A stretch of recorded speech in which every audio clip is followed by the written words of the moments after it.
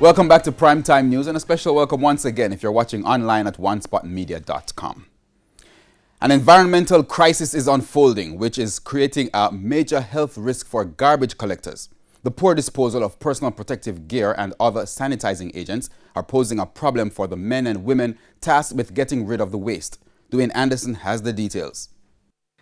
Sanitary wipes and single-use masks and gloves have become part of everyday life in Jamaica due to COVID-19. But where do these supplies go once they are used? In some instances, they are just thrown onto the streets. Help us to serve you. Help your brothers and sisters who work as sanitation workers. Help them to do their job. Help them to preserve their own health while they are doing their job by properly packaging your garbage, doubling the bag where you have to, make sure you're tight so that if you use a box, make sure you put up some tape over it.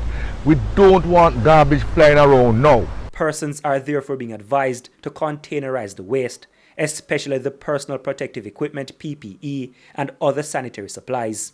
This means packing the used supplies into boxes or other forms of storage so that the collectors can safely retrieve the garbage and take it to the dumps.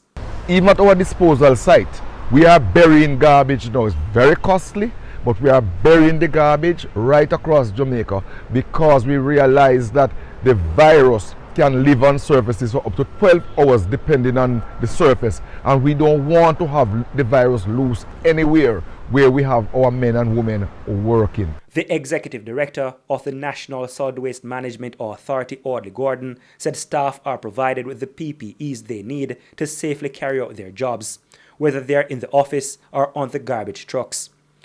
But like many other companies, the NSWMA has had its challenges with cases among its staff. We have had to date 3 positive cases in our office at 61 Halfway Tree Road. We have managed to work through these situations with the Ministry of Health. In terms of all the information that we have, we share it with the staff so as not to create any panic. We are very transparent. Once a case comes, we send out a communique, we advise them, and we make sure that all of us work through this thing together. We are living with COVID, that's the phase we're in now, and so positive cases no longer breaking news. In the meantime, residents are being asked to be patient if they've seen delays in their garbage pickups recently. Where we have challenges currently is mainly with the heavy rains and what it's doing to the landfill roads. The interior roads on the landfill are all dirt tracks. And so when we have heavy rain, it becomes soggy. The heavy units that go in and out of the landfill, as you know, a lot of trucks go in and out. It creates holes, it creates craters, truck gets stuck and all that. I slow the process down. Dwayne Anderson, TVJ News.